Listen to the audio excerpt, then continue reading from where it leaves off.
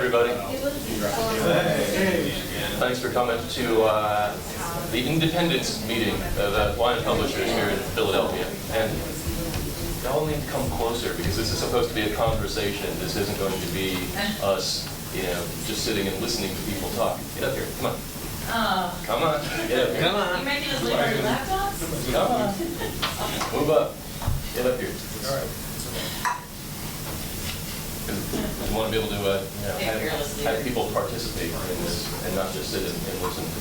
All of us trying to share our information and hear from some people who are outside of line, who have some expertise and insight, and perhaps a little bit of a critical eye on what we've been up to, and us as publishers sharing our tips and tricks and tales of woe and triumph. And David, you want to say a few words? Yeah. Hi, I'm David Boardman. I'm the Dean of the School of Media and Communication here at Temple University. Welcome. Until about a year and a half ago, I was the editor of the Seattle Times newspaper, and one of the things we did there was create a network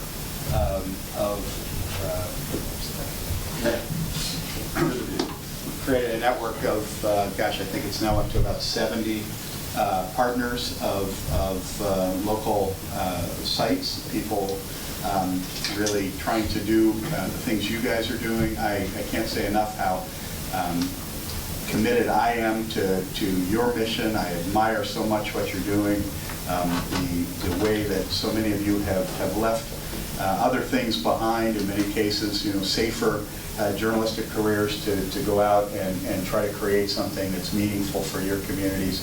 I think it's just so crucial, not only to journalism, but to the democracy. So this little piece that we could do to try to support you is really important to us.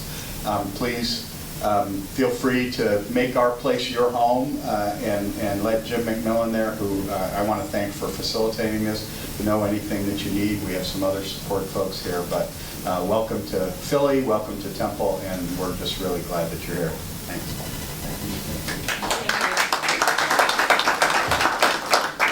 We owe a lot to the folks at Temple and the Center for Public Interest Journalism, and to the Knight Foundation, who are partially supporting this, and the folks from Broad Street Ads, who have also pitched in to help us out and make sure that, especially in a couple of hours, we're going to have down the hall a few beers, and it's on Broad Street. So let's hear it for that. Yeah. A little bit of housekeeping. We're going to have the the sessions in this room. There's another classroom right next door that can be kind of a quiet space, a workspace. Breaking news happens and you need to go cover something, as keeps happening to all of us. We can duck in there and get some work done if you need to. And then down at the far end of the hall is where we're going to have a reception at the end of the day today.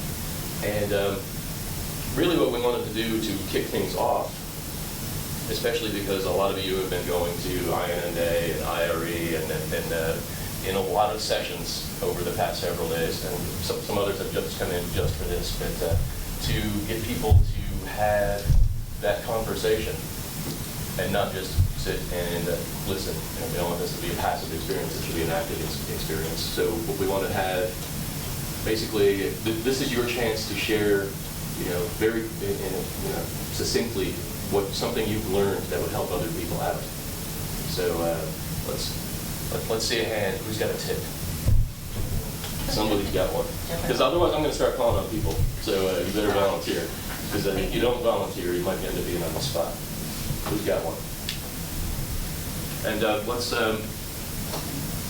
for the sake of the video, let's pass this little mic around so that people will be able to hear you later, because we're recording it for posterity. I'm Doug Rainey. I have the Delaware business. You can just hold it. Yeah, that's business. Yeah. Delaware. There you go.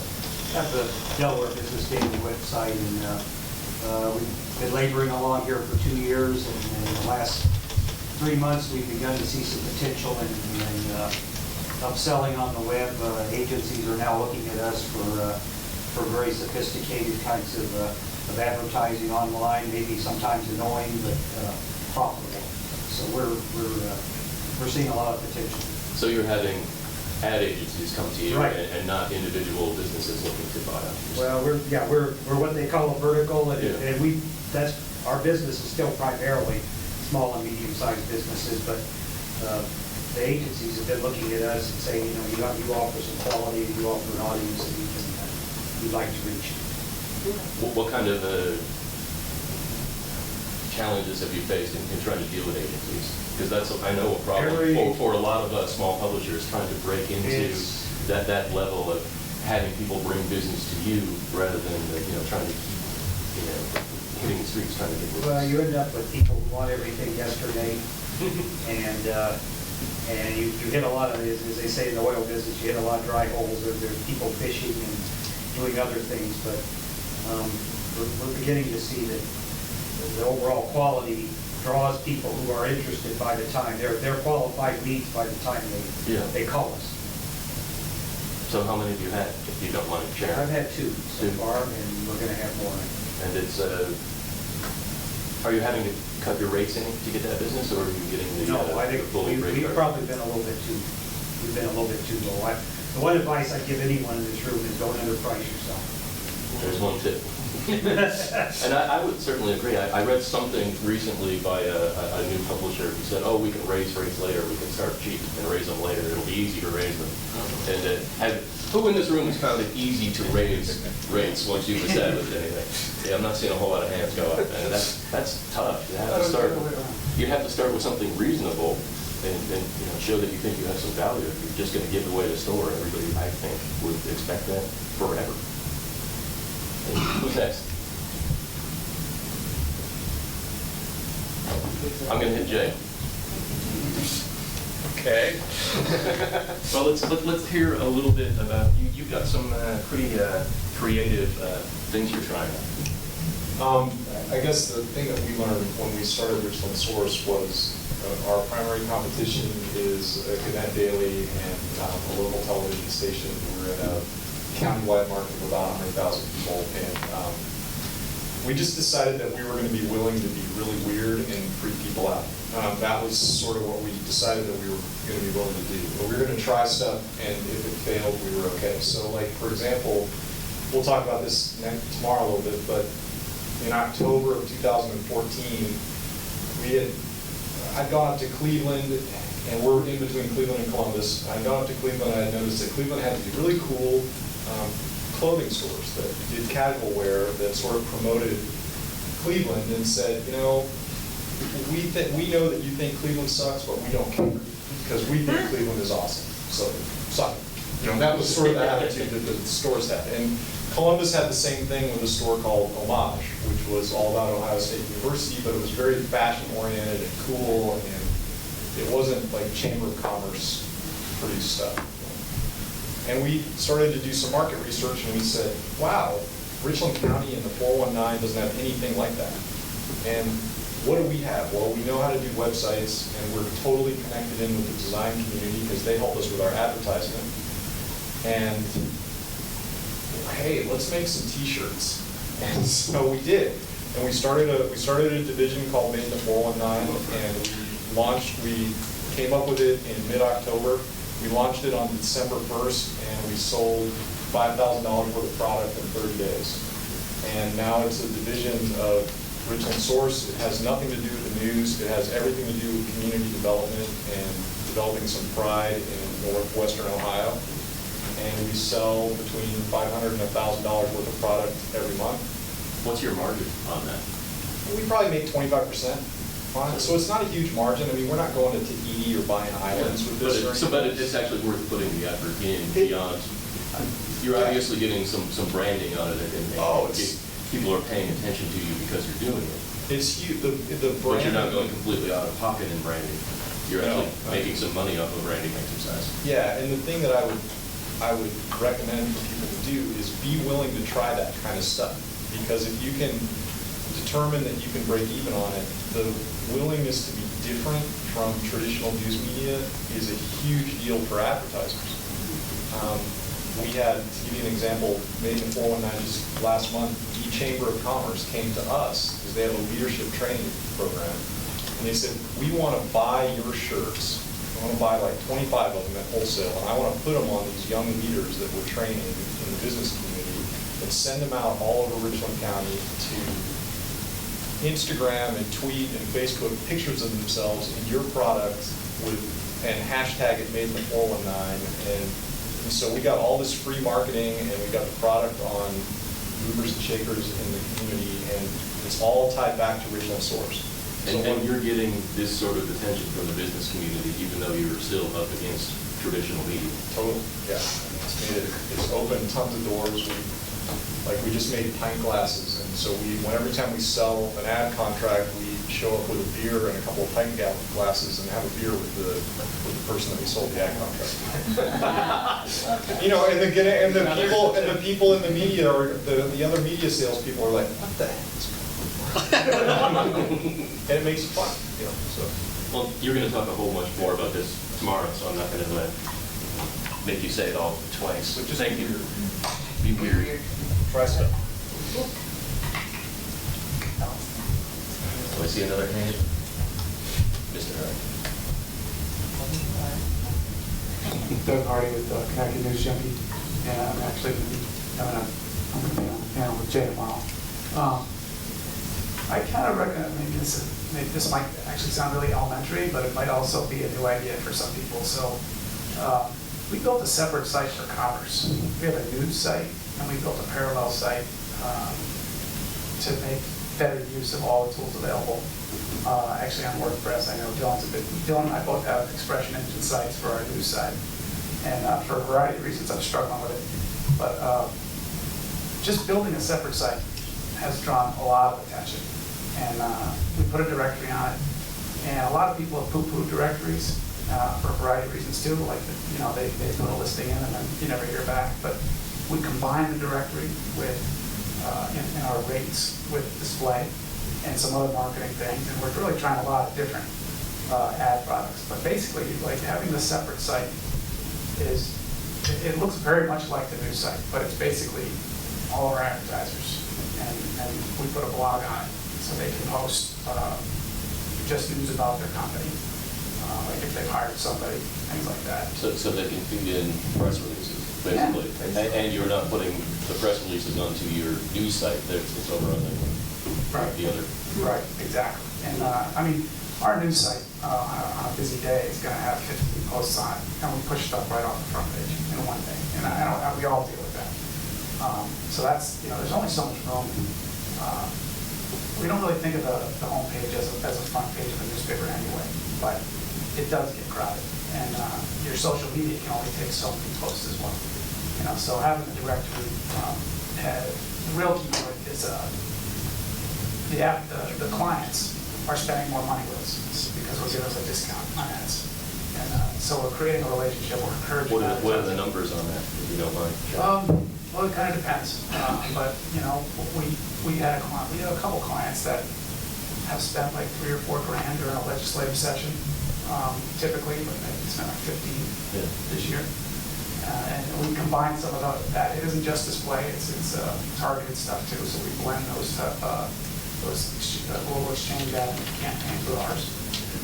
It just really depends on what they want, and willingness to learn how to do that stuff sort of set us aside as well. So we've actually spent a lot of time learning how to use these different ad exchange companies because every one of them is different. You don't just go. You can go to Google. They're pretty good. There's better. And the other thing is, community events. We put an events calendar on there, and people are actually paying us to push their events out into our social media. So the events calendar on the business side? Yeah. It just depends on how much they want. So sometimes it's combined. Like we'll upsell it to display, but $100 we'll do 4 pushes for the month. Not super lucrative, but it's part of that relationship with that client. Anyway, but yeah, we built a separate site and it opened doors. Who's next? Rose told me a piece of good news when she walked in the door. So. Well, this is just pure dumb fucking luck.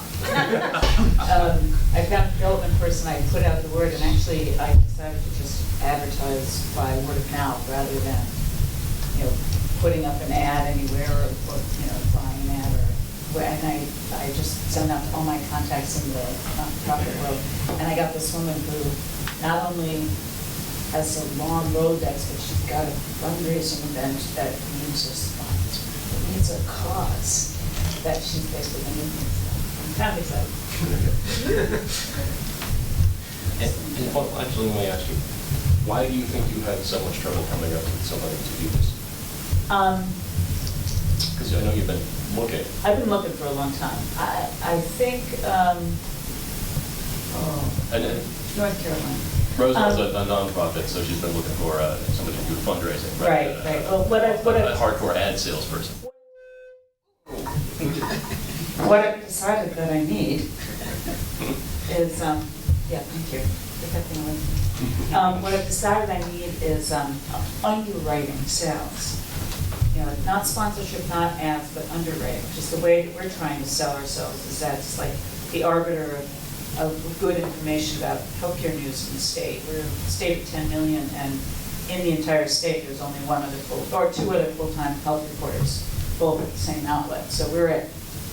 And so we finally had people come to us, and sponsors come to us and say, oh, we figured out that currently we have the Academy of Family Physicians on our website as a big sponsor. And they came to us and they said, we figured out that you write the story and then everyone follows you.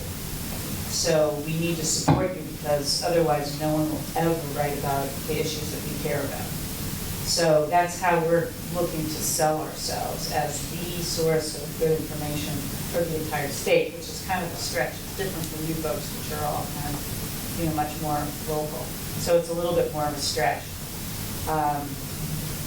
So we're looking to do underwriting, and I think we've had a hard time. There's no one else here from North Carolina. It's just been a hard time for people in North Carolina to get their heads around, like on independent online news sites, like the editors of the traditionals, like they have no freaking idea what to do with us. And there's very little partnering between, traditional media. You don't have like the McClatchy properties, which are thin. They're not using us. They're not using ProPublica. They're not using anything. They're just getting thinner and thinner because they just can't get their heads around the new environment. But in terms of finding the right person, for me, it's sort of like I'm looking basically for someone who understands. Kind of someone. If I could have approached someone from public radio, that would have been really useful because they get what that's about. Thank you. Who's next?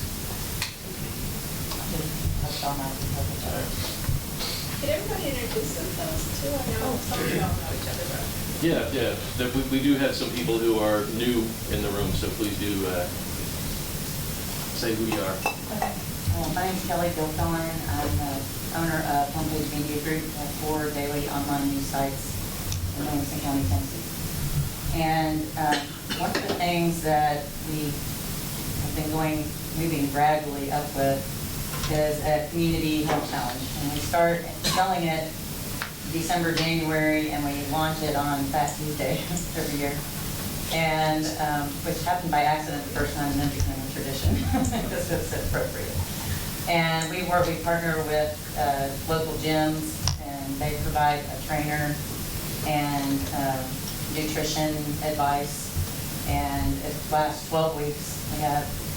This year we went from 5 gyms to 9 gyms to 9 teams of anywhere from 6 to 8 people. For 12 weeks they work their tails off. They learn about nutrition. They use MyFitnessPal. And the reason we do this, other than to help our community, and it really does, it's amazing every year how these people transform and how it changes their lives. I did it myself, and that was a fantastic experience. But it's to raise money, and they have to come with a sponsor. So they have a sponsor that finds them, and then their responsibility to the sponsor is to blog about them we have a blog module on our site, and they have to blog every week. They have to talk about their sponsor, and the title sponsor, which is also their source of revenue, and they have to do live links to it, and it's been a really good community builder. They tell me they get stopped in the grocery store saying, "Oh, I've been reading your blog," and they're required to post it on Facebook and Twitter if they have Twitter. So it's pushing my site, it's pushing our customer site, and we've had very good customer retention when the customers have been brought to us in this way. And that's the thing, is they bring us a new customer. So it's been really interesting, and it's grown a lot, and we've been able to develop some long-term partnerships with some very special customers. And our readers love us when we do it, so. I'm going to throw it because he's right here in the front row.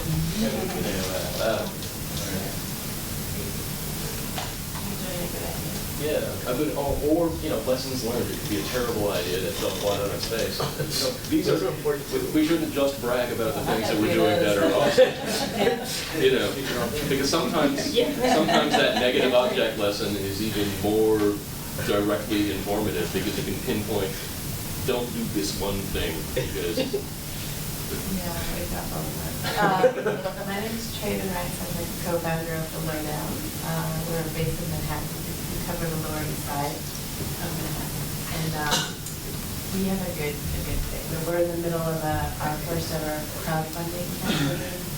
We've been supported by Dodge Foundation, and we decided to focus on saving small business and raise a certain amount to fund a year-long investigative project focused on saving small business in the community.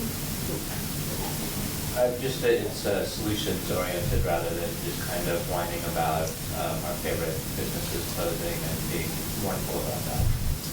So instead of having the annual roundup, here are 17 restaurants that closed last year, that kind of thing, pointing to what people can actually do to be involved in local business as somebody who's keeping that money in town. Right, and also conversation will be based on, what could we do, how can we affect legislation or how can the community have a voice in that. And how much of your editorial efforts are going into this project compared to? Right, for the crowdfunding project? Yeah, I mean, when you're doing it, how much of your site is going to be that versus everything? My guess is at this point, that question hasn't been asked yet, but off the top of my head, I would say it'll be around 50%. So this is a major focus in your. Yeah. Are you going to try and maybe develop a brand ID around being focused on that? Well, that's interesting. I mean, we've already branded it really heavily, so it's kind of already happened. Yeah, but I mean, as far as your site, you want to ID your site as being the place where that sort of thing happens? I think we definitely want, the perception to be that on this topic in our part of New York, that we're the place to turn for that kind of information. It's been nice. We're almost getting very close to our goal with 4 days left. How much? So the goal is 24,000, and we have a commitment from the local bid for $4,000 donations. We're about $300 away at this point. Everybody's pull out your phone. Yeah. Make it $10 donation. And then we'll be there, we can celebrate. But what it's really forced us to do is, we've been around for 6 years, and we feel like we've engaged our community a lot, but this has forced us to engage on a whole new level. Yeah. And you also just want to talk about how the crowdfunding has not just come from residents, but also you guys have had businesses now knocking on your door to also be sponsors. Yeah, so I added addressing crowdfunding plus business. Right, so we added an element to the actual crowdfunding where businesses could come in as community partners and then have their name attached and their logo attached to all of the content that we create for the year. They jumped at it, and we had businesses that we were specifically thinking about who wouldn't necessarily want to advertise or need to advertise, but we knew they would want to support this. So it was a way for them to support us when they wouldn't normally have. And how much was the sponsor, that level of sponsor? 2,000 and 4,000. So a pretty decent investment. Yeah, but it was a deal for the year. Yeah.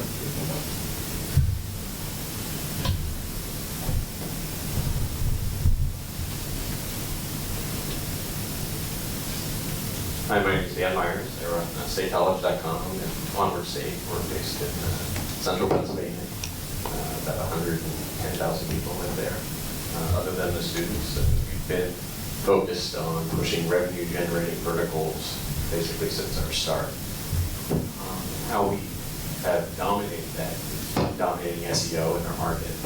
So when you search for cars, apartments, real estate, attorneys, we come up number one. So just like you would, business directory or business directory is very dominant. And when advertisers actually look in their Google Analytics, we're the top referrer other than Google into their websites. So we have about 400 local advertisers that advertise on our site in the market. I'm only up to 8. I'm not comparing here. So, yeah, we have most of the major businesses in our marketplace advertising with us. We're focused on curating all of the content locally. You know, whether you live here, work here, play here, move here, or visiting here, you're going to find everything you need in our market. So, community calendar, bars, what's going on in the bars, specials, things like that. All of the restaurants, all of the apartments, all the real estate. We work with the real estate companies to get the multi-list system online. How much manpower does that take to pull up? We built a system so we can curate all of that with very few people. You know, as far as we've grown our news staff, which we didn't even have originally. We were focused on all of the revenue generating pieces first. And the reason we came up with the news team was because we felt the local newspaper was going to go away and someone was going to have to deliver that content. And our philosophy always was news isn't the business model, but it was necessarily what the marketplace needed. So we currently have 4 full-time journalists doing the news, the managing editor, a sports reporter, and 2 news people. So we can split that up, cover meetings and weekends and things like that. We currently have double the uniques of the local classic paper. We get about 6 advertisers online. They originally were partnered with apartments.com, and I think at one point they had 20 or 30 apartment agencies advertising with them. We have 96 today, and they have 3 today. So you're kicking their ass in that portion. It's been going pretty well. Congrats. We have something else that we do for content. We have 10 columnists. We pay them by the column. Columns. Our model on the columnist side is people that you know in the community writing about things that you care about. And we'll really enjoy those columnists. So are they political columns? Are they focused on issues? Or are they more community columns? Community columns. I mean, we have Jake Turnout, one of our columnists. So the name here is about everything. We have a guy that's in charge of the local state theater, who writes all sorts of different things. We have a state professor that writes about county down issues and things like that. He used to live in the fraternity district, so he talks about what headache that was as a townsperson living in the fraternity area. But you know, different people write about different issues. We have a person who is the conservative voice of reason, right, on the conservative side.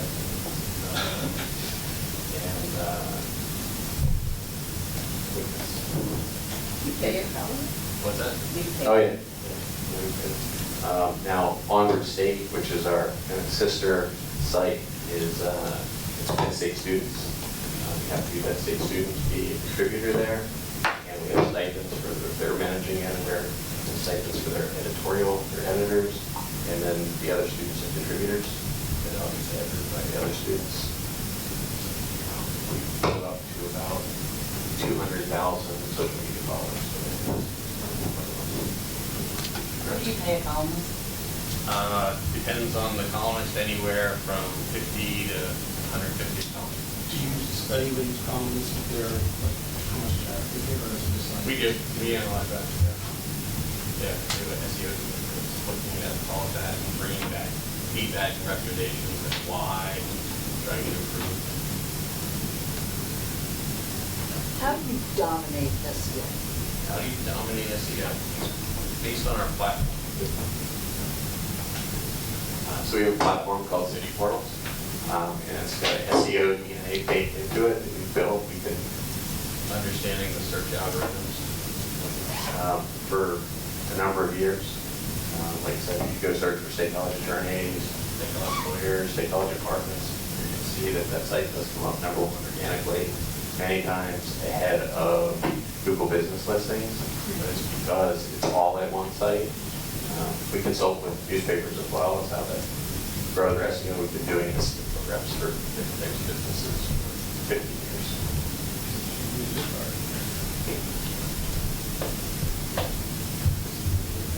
Can I take over the screen real quick? Yes, certainly. I've got 4 tools, but they're impossible to spell, so I have to show them to you. The names of it, I won't bore you with the tools. It'll kill it. So I'm Brian Wheeler with Charlottesville Tomorrow. We're a nonprofit.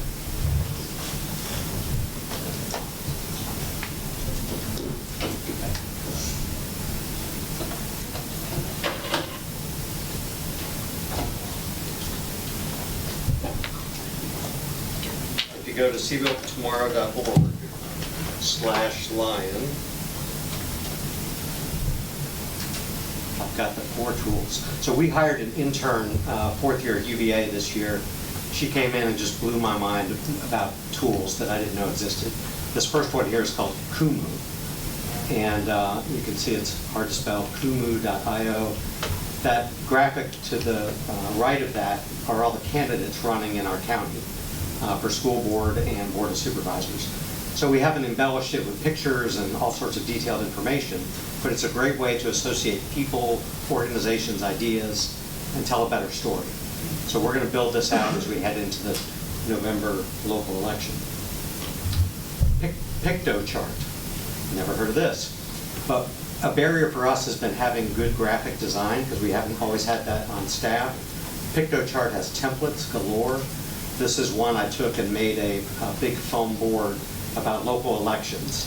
We put up display boards like this telling the story about Charlottesville Tomorrow at our 10th anniversary. So this was a way we could celebrate. We had a couple hundred people at a vineyard. We wanted to have these informational boards up. And we also used it to produce our first annual report. Again, they had a template. It was easy to pop the information in, get something that looked really good.